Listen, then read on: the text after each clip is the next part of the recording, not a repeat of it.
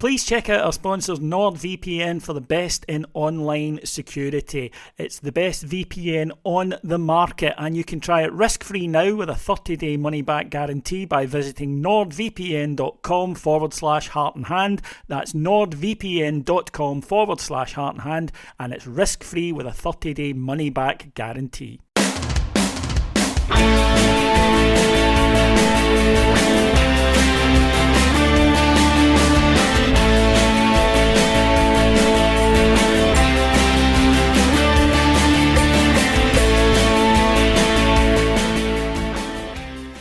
Hello everyone, and welcome to Heart and Hand, the Rangers podcast. My name is David Edgar, and I am your host. It looks as though we're at the conclusion of the annual Autumn Rangers managerial hunt. By the time you come to listen to this, Danny Rowe may well have been appointed as the new head coach of Rangers after a search which I am pretty sure that football historians in the future will use as a case study in how not to go about recruitment. Joining me today to discuss everything that's gone on over the weekend is my good friend Mr. David Graham. Hello, David. Afternoon, Davey. Afternoon, listeners. As we said last night when we were discussing the flagship, I said I have to stop saying onwards and upwards because it's clearly a curse. So I'm going to change that to it can't get any worse, can it? I remember famously when Rangers lost 3-1 at home to Panathinaikos in December 2003. My friend Scott uttering that to me. Well, at least we know it can't get any worse than this. I reflect on that a lot because it could get worse, and it did. So no, I never ever buy into the efficacy of that statement. But here we are indeed, and we will talk about the Dundee United game later on in the show, but it does kind of feel like it's been superseded somewhat by the latest twists and turns in the Rangers managerial hunt. Now, of course, as everyone knows, Rangers were very close to a deal with Kevin Muscat. In fact, it was said to have been all agreed, but then something happened over the weekend and the deal was no longer taking place. Agreement couldn't be reached. Both camps have put out messages via their sources, I suppose we're legally obliged to say, and differing sides have come out from that. Rangers saying they needed a head coach immediately, and the Muscat team saying actually we had made it clear from the start that was not going to happen, that he would come at the end of the Chinese season, or at least certainly not before Shanghai Port had clinched the title. So, Davey, we'll start off with that. Rangers, will come to who they've moved to in a minute.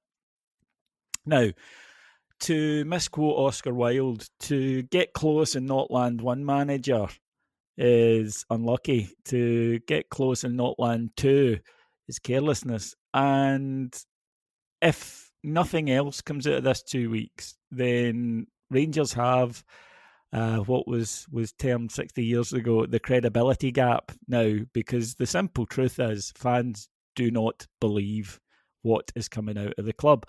Whether it's true or not, that's not relevant to the discussion. The discussion point is fans don't believe it. No, and I think all trust is gone.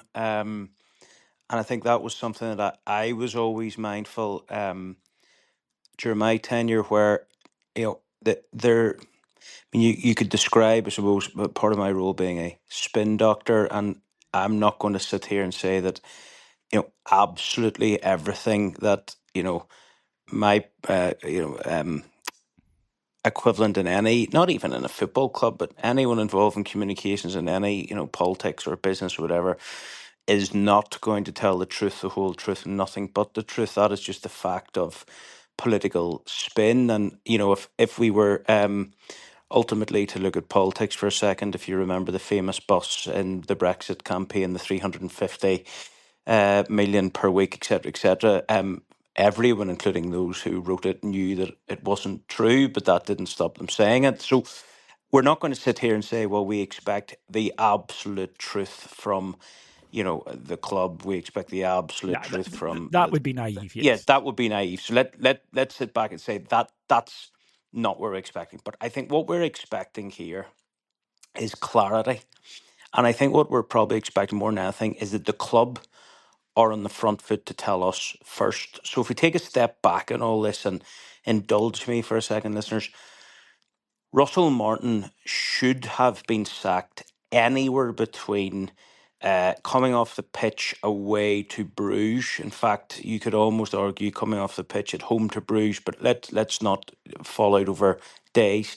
Anywhere from that point to, at the very least, probably a fortnight before he got sacked. And I think by the time he did, it was impossible. I mean, he literally had to be, you know, marshalled out of the stadium. There was literally no way back for him. So, bearing that all in mind, at the very least, Kevin Thelwell, being what we understand as being the head of all things football of the club, director of football, top looking after the operations, whatever, he should have at the very least had a shortlist drawn up and at the very least conversations being had with that shortlist agents or contacts, whatever the case may be.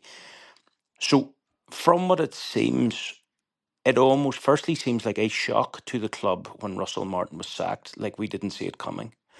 We then seem to allow a lot of managers to be kind of bounced around the social media world like pinballs in a machine.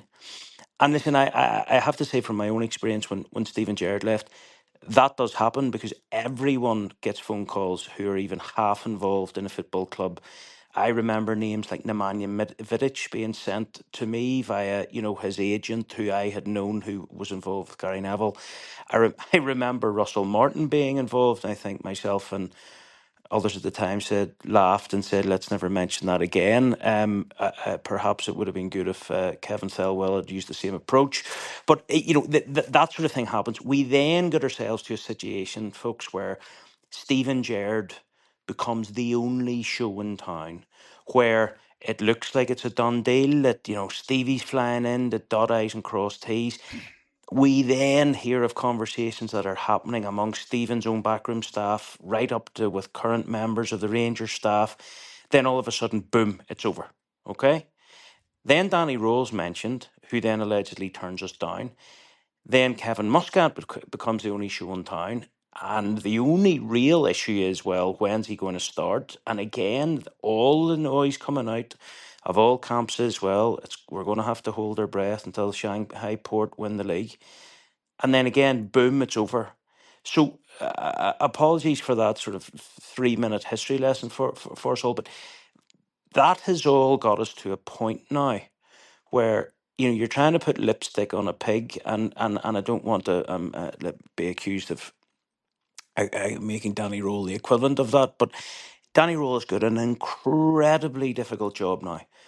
A job where he has to get a squad of players whose track record is, credibility is on the floor, motivated to bluntly, Davy, and we'll get into the ins and outs, win games for the immediate future and win them in a certain manner, which is going to be really, really difficult. And it comes right back, and we're going to discuss this at length, Davy, it comes right back to the vacuum that we, as I can see, as a club, have created and have allowed other people to fill it. And it goes back to the very first thing I've said. It's left us with zero trust and zero credibility of anything that comes out of the club. Easy to lose, very, very hard to regain. And I always go back on things like this to, as I do with most things in life, I go back to Yes Minister and Sir Humphrey Appleby's sage advice. Never, ever tell people something that isn't true if they can find out easily from other sources. And basically what that means is simply there's no point saying something that nobody's going to believe, because they won't believe it and they'll think you're lying.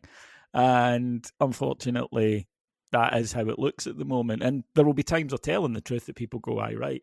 And there's a lot of chat about, what happened. Was it a case of, because it did seem to be pretty much agreed with Kavanagh and Marathi, and then Stewart and Thelwell entered the picture. They're not very popular with the support at the moment, understandably.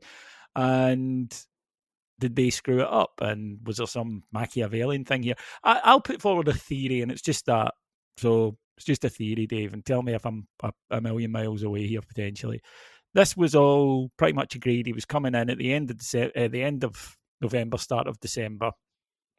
The reaction to Saturday made them think we can't wait 6 weeks for whatever reason. The results, the fact that it's going to be the board who are getting it because there's nobody there to act as a windbreaker for any fan criticism, and they've gone back to him and said, "No, you need to come right now."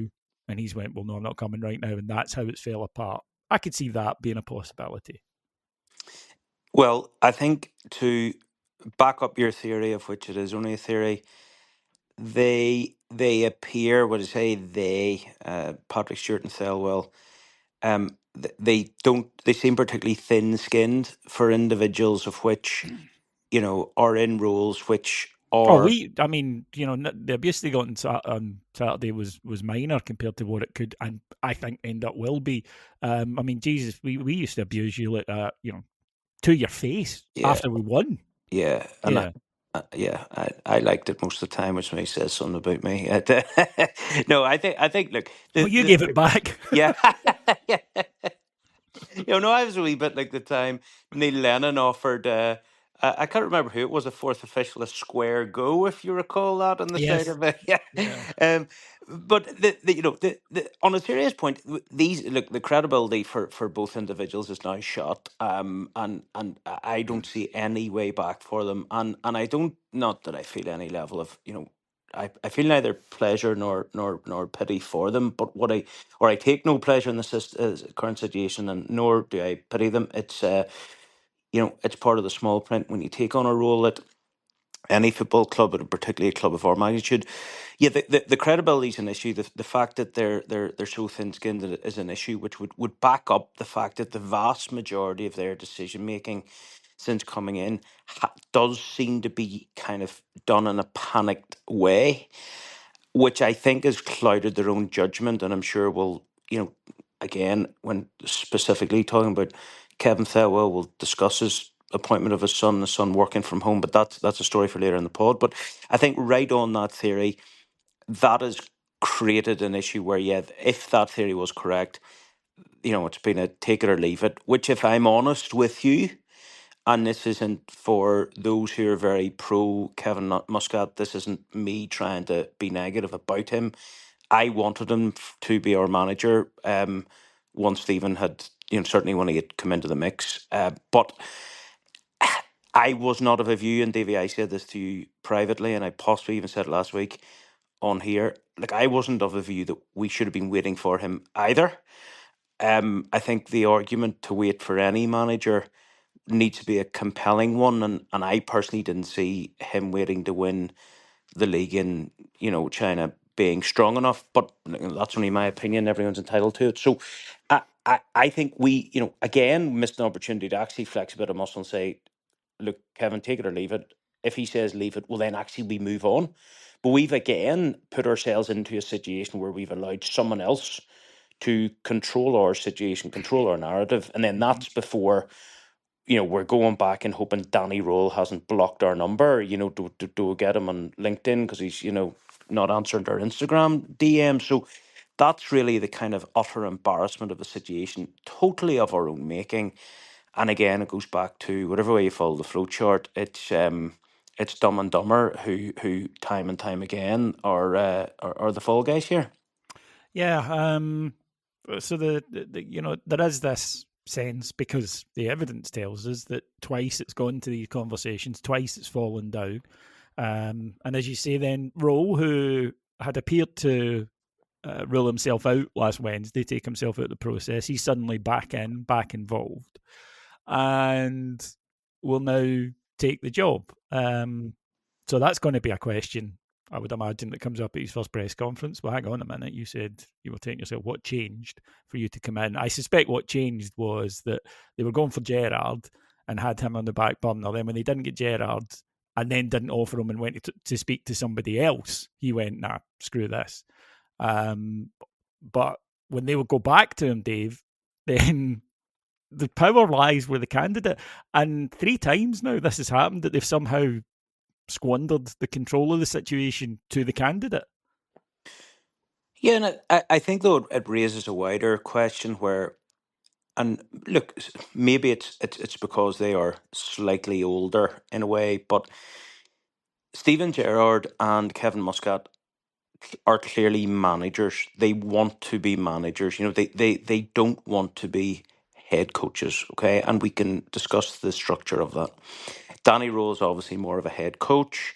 Um, and the structure then probably sort of suits what he wants to do, or it's what he understands, whatever the case may be. And I think where this is raising the wider issue for Danny Role, which is if the theory that everything was okay until the final hurdle for both Jared and Muscat, if that's the case, why then is Danny Role happy to jump that hurdle? Or is that hurdle not even relevant to him? Which raises a wider range of questions over actually the structure, the credibility of the structure, but I think more importantly, the credibility of the personnel within the structure. Yeah. And it's going to be a doubt that people will have about him, that why is he prepared to work under this? Because I think it's a perfectly reasonable thing for two managers, as you said there, in Gerrard and Muscat, to meet with the person who's doing the recruitment, which I think has the single biggest impact on your career prospects. Really, no matter what anyone says, if you don't have the players, it doesn't matter what you do. And could well have met with the people responsible for that at Rangers and went, no, I am not entrusting my career prospects to players they bring in. And there is zero doubt whatsoever that there is a lot of pressure on Stewart and particularly Thelwell. Now, in the case of Thelwell, he has brought it on himself, and he's done so by a series of decisions. Firstly, he spent £8 million on a forward who I think we can, if we're being kind, say looked raw, right? £8 million for a guy with no track record whatsoever. That's after spending 15 million on him when he had no track record whatsoever. So he must be seeing something in this guy that nobody else is.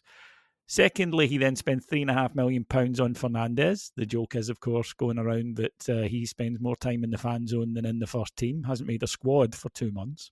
£3.5 million. He then was involved in the hire of Russell Martin and kept him far, far too long.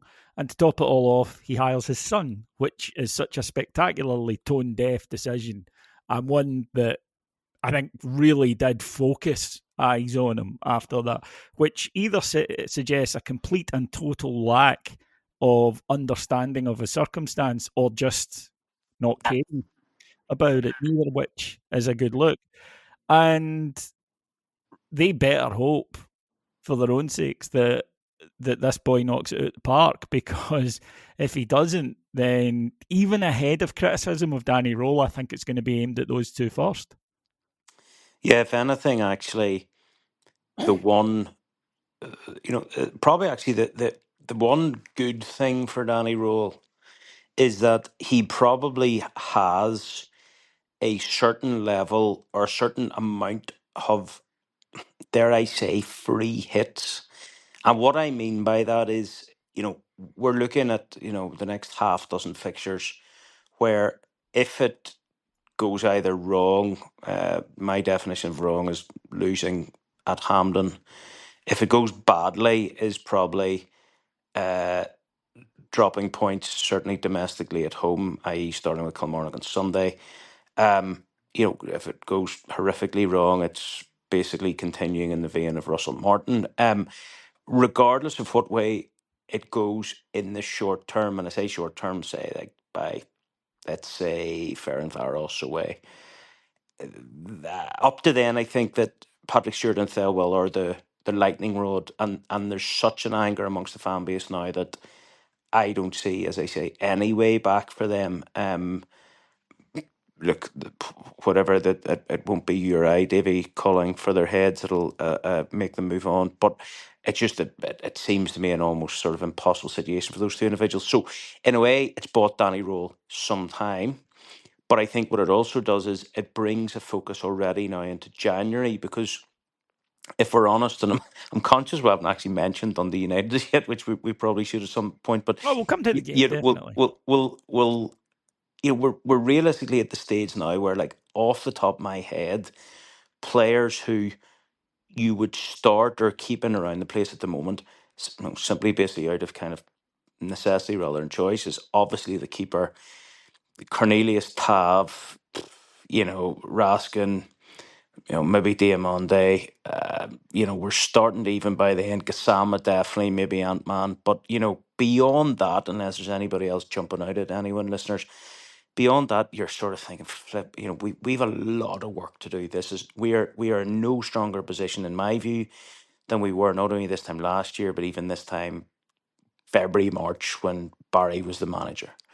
So you're already looking at January, and I think that it's safe to say that there's no one, either within the media or fan media or the support, to think the current setup have any ability to pull any form of rabbit out of the hat. In fact, I think I might have said this on here, Davey, but like Adam and I have been speaking about this sort of thing regularly, and I think probably 3-4 weeks ago, I think we said, look, actually, if you look at the situation, the team who you would put most trust in recruiting enough to win a league is Hearts, and that's before they end up being 5 points ahead. And I think, like, that's actually the irony, where the other side of the city are almost as bad as us.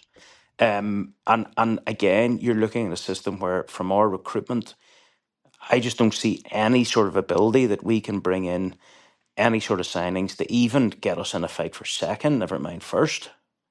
No, if things continue the way they are, there's zero doubt about that. So yeah, we'll have more on it, of course, if and when it happens. Because if one thing the last couple of weeks has taught us, it's not to assume up until anything is done. But there's zero doubt whatsoever that the already patchy, and I don't want to lie, I don't want to sit here and say, because of this, I now think Thelwell and Stewart should go, because I thought Thelwell and Stewart should go before this. So it would be insincere of me to sit here and say, and this has, but it's only confirmed pre-existing views I already have. And I said, But I think, Davey, one thing I say is about Patrick Stewart, the general consensus in around sort of, I hate to say people, in the know, I don't mean it like that, but anyone who was picking up kind of vibes was that Patrick Stewart had been basically brought in, to essentially assist with the takeover, because he had sort of experienced this sort of thing, and then kind of he would move on, because it's like, look, we're not going to get into where he's from and who he supported and all these various things, but like he's not someone that you can see being at the club for a particularly long period of time. Like, speaking to anyone both inside the club or inside the industry, he's a deeply unimpressive individual. So, again, if he is going to move on, or the plan for him was to move on, well, we'd be better to just be told that. At least it takes the air out of that particular balloon. And there's a clear process for a new CEO to start, I don't know, say 1st of January, for talk's sake. And, like, look, we're better, keep moving forward just to stand still. It's a terrible cliche, but, at the minute we're going back at a rate of knots, it feels. yep, absolutely, and has felt like that for a while. And it was exemplified by the fact that under 19s coach Stephen Smith was taken. Here's another thing, and not to beat on the dead horse, because I think I've already made my position clear on the higher ups at Rangers. But if you want a head coach, then they left Martin out there on his own, didn't give him any active public support, and not sacking him is not that. Stewart hasn't done an interview this season, and Thelwell's done one with RTV. And then Stephen Smith pitched in. He did the press conference on Friday. He did all the media on Saturday. Still haven't heard from any of the higher ups at Rangers. So if you want this head coach model, you have got to do your part in it, and they haven't been doing it. But I thought Stephen Smith handled it well. Was through no fault of his own. He was in this position. And he did get a tune out of Rangers for 45 minutes on Saturday, which was probably more than Russell Martin had managed in weeks, to be honest.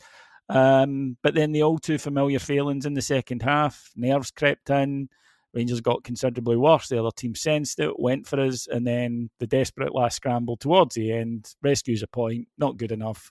We have seen this match now 5 times this season, 6 times this season, and frankly, we're sick of it. Yeah, look, I think I have to say, Stevie Smith's a great lad.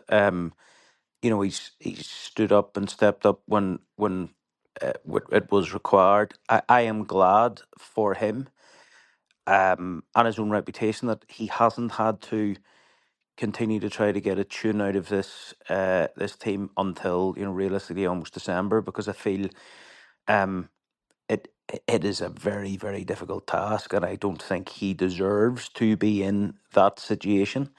I think one other thing, Davey, I will say is to go back to when Danny Role is unveiled.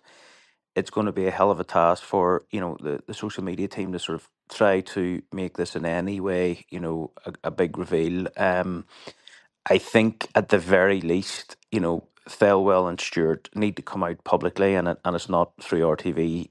They need to come out publicly and sit in the blue room, which I expect they will do. They'll have no choice, and they will have to take proper questions. Those questions should be around: what exactly is the structure? Why is the structure something that it appears, unless you're going to tell us something different, it has put off Stephen Gerrard and Kevin Muscat? Why do you think it's going to work? What are the KPIs? How do we gauge success?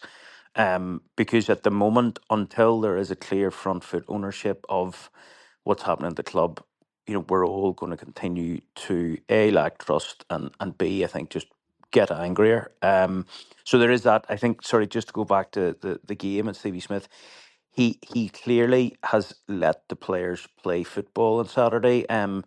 I think it was our good friend CJ Novo who said, as Thelo Asgard took the shot from 30 yards, unbelievable when there was John Suter was free for a side foot or a sidewards pass across the pitch. So, although I did laugh at CJ's wit, it also was the fact of that goal's never getting scored under Russell Martin, because those things just simply don't happen. And I think going back to the list of players, sorry, I should have added Thelo Asgard in there. There's something there at least. So yeah, look, Saturday was what it was. Let's be honest, but we move on.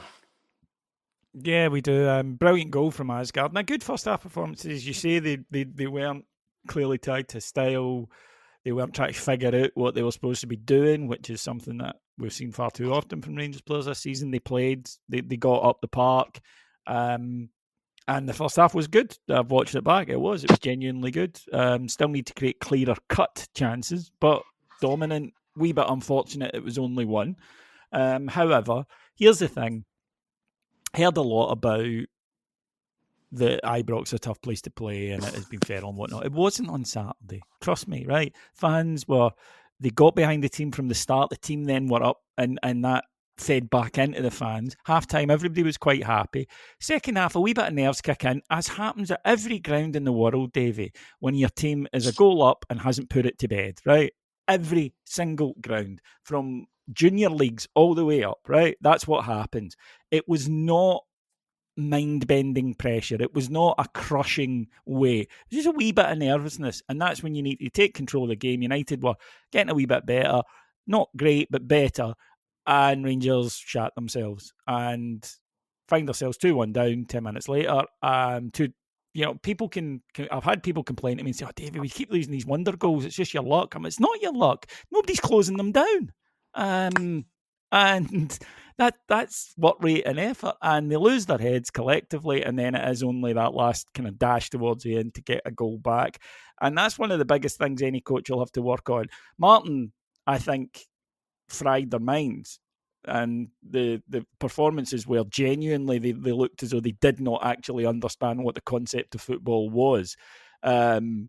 So you can take that away and you can simplify it and just go out and play football. That can happen, right? Obviously, with there are tactics involved. I'm not naive, but how do you stop them when that was not an extraordinary pressurised situation? They were a goal up. The team were showing a bit of fight. Of course they were, because they're a goal down, and their manager has gave them a bollocking at half time, and they've come out with more effort, not more quality, more effort, and you have frozen and stopped doing what you were doing.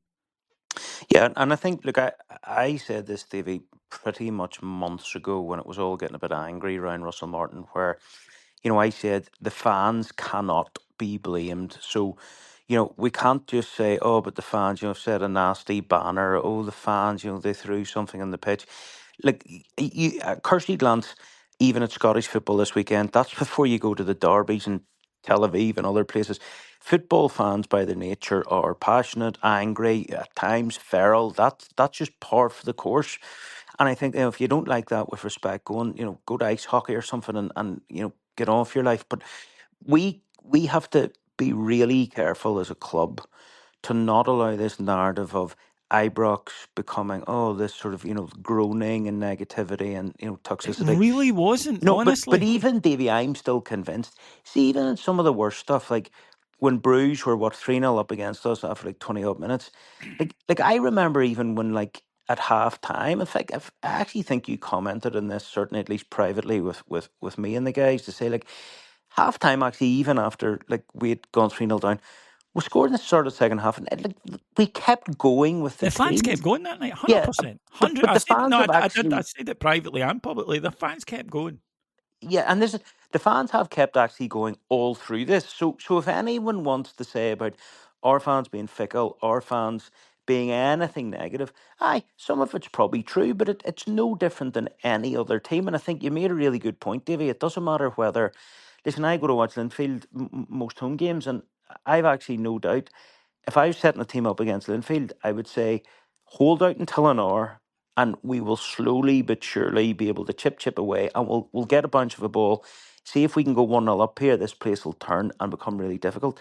That's just football, It's particularly at a football big when you're playing club a bigger side, with 100%. expectation. Yeah, Um, 100%. And it doesn't change, and it's every level and it's everywhere. So I don't buy into it. I'm sorry, I don't give them that excuse on Saturday. And of course, we've seen Jack Butland since come out. And one thing that interested me is both him and Stevie Smith hinted, they both said you've got to do it every day, not just on match days. Now, Russell Martin had told us training's brilliant. Now, Russell Martin talking pish is not a shock, okay?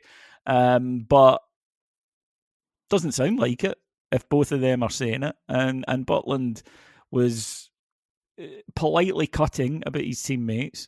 Again, you would then say, well, Jack, you're in the leadership group. You're supposed to be able to drag them out this. But it does point to a deeper malaise. yeah, I think and I think actually, and this isn't me trying to bring everything back to Kevin Thelwell this afternoon, but it also brings A question lot marks. does lead back to him, Davey. Well, recruitment, and I think that we've got to then look and say, bluntly, if if the players who we are signing or have signed aren't capable of playing in this context, right? And that might even be something as simple as, listen, I'm turning 48 my next birthday. I know a lot of our listeners will be younger than that. A lot of our listeners will be older than that.